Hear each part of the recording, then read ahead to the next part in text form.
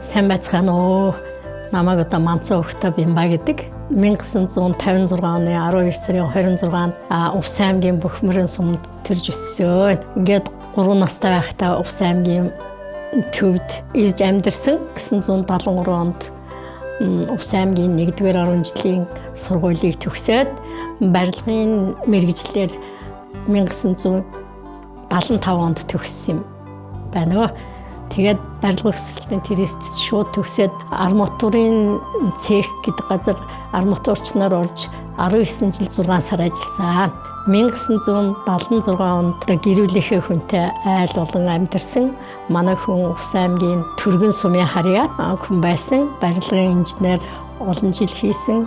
Бид хоёр амьдраад 30 гаруй жил болсон. Тэгээд 5 сайхан хүүхэдтэй одоо амьдарч байна. Манай том охин энэ Увс аймгийн 1-р орон жил англи хэлний багш хийдэг том хүргэн маань одоо цагдаагийн газар ажилладаг хүн байгаа.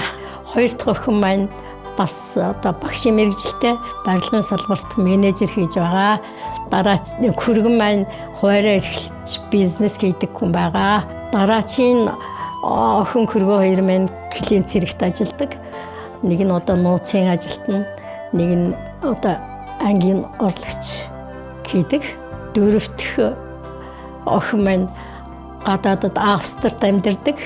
Одоо нөхрөн гадаад хүн байгаа. Хамгийн бага хүн маань Увс аймгийн энэ стандарт хэмжил зүйн төвийн одоо улсын байцаагч хийдэг. Берман газрын албанд IT инженер хийдэг. Ингээд одоо 5 хүүхэд маань цэцээ 14-ний хүүхдүүд байна. Ингээд бид нар өнөр итгэн ам бүлээрээ амьдарч байна. 0245 дугаар ангид 1997 онд орсон. Энэ сайхан хамт олон дотор ороод ажиллаж амьдрахад надад маш гоё байсан. Би анх эхэлж талхачнаар орсон. Тэгж явах гөлгөө хурандаа ангийн захирагч байсан. Тэгээ намайг анх эхэлж талхачнаар орж явахад манайх нөгөө дөнгөж энэ объект дээр исчихсэн. Тэгээд нөгөө тогтчл багтаа байсан. Тэгээд би анх эхэлж орж байхдаа энэ тирэн дотор нэг Монгол гэр бариад тэгээд тэндээ тоосгоор ингээд талхны пишин бариад тэгээд тэрэндээ талх хийж тэгж байсан. Тэгээд цэргүүдээ талхаар хангах хажуугаар тэгж яхад чинь оператор гээд их байгуулагддаг төв газраас зөндөө их хүмүүс ирдэг. Тэгээд тэр хүмүүстэй талхаа хийж өгнө. Тэгээд танилцсан. Тэгээд гоё байсан. Тэгээд талхны байр шинээр барихад бол манай барилга орон сууцны хүмүүс барайл. Тэгээд өөрөө бас хамжилцаал шавар мавар тэгээд юу хөвэн дутагдчихж байгаа юмнуудын бүгдийг хийлцэж бараад тэгээд ингээд талхны байртай болж байсан юм аа. Тэгээд талхны байртай болоод талхны том пишин бариад тэгээд ажиллаж яхад маш гоё байсан. Тэгээд застаа бас нөгөө карантин цэргийн карантин эхлэхдээ зөндөө олон цэргүүд авсан үед застаудаас тийм одоо хүчин ирж бидэрт тусалдаг байсан. Тэгж яах тэгэл одоо энэ цэвэн одоо талхчин хийж байгаа булган гიშгэл тэгээд зөндөө олон хүмүүс тэгэл ирээл ажиллаад туслахаар ажиллаад тэгээд цэргийн талхыг ингээд хийж өгдөг байсан. Тэгээд талхчин байх хугацаанд одоо зочдлууд одонгүй гээд эмэгтэй ажиллаж исэн. Тэгээд тэрийг амрах үед нь би одоо талхааг хийнгээ.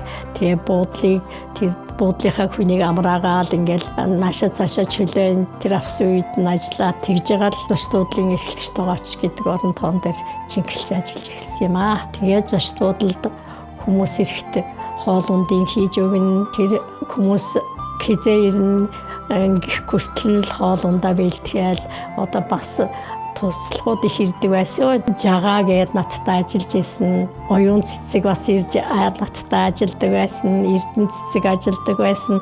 Тэгээд бас зарим хүмүүсийн мартаад байна өө би. Хүмүүс зөндөө ирж тусалдаг, дэмждэг, ажилладаг тэгдэг байсан. Одоо тэгж явах чинь ахлахтайгаа чинь жаргал ихч байсан. Бүх юма зохицуулаад ингээл зөндөө хүмүүстэй хамжаа дэмжээд хүнсний албаныхан бас нэгэндээ амар тийм тусдаа дэмтэй тэгж ажилладаг сайхан хамт олон байсан. Ийм сайхан хамт олонтой ажиллаж байсантай би сэтгэл дүүрэн хангалуун баяртай байдаг юм аа. 22 оноос хойш манай одоо Ахмад хэлчихэд тэтгэвртэй гарсан ч гэсэн энэ цэргүүд ирсэн үед амтд хоолны удирлаг гэж жил болгон зохион байгуулдаг. Тэгээд бид нар цэргүүтэй танилцахын хажуугаар амтд хоолоо хийгээд цэргүүдтэй өгдөг.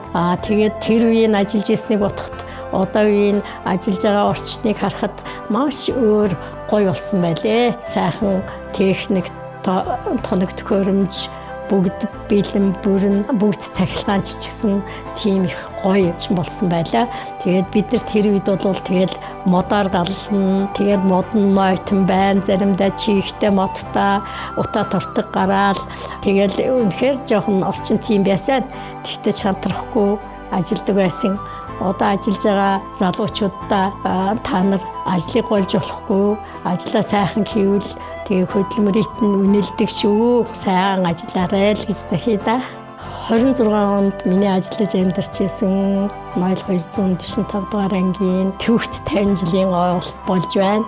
Энийг тохиолдуулна миний одоо хөдөлмөрийн алдрыг тэмдэглэж байгаа нийт ахмад хэлчид болон ангийн удирдлага хамт олонд баярлаж талархснаа илэрхийлье. Ингээд та бүхэндээ эрүүл энх аз жаргал сайн сайхан бүхнийг хүсье өрөөё.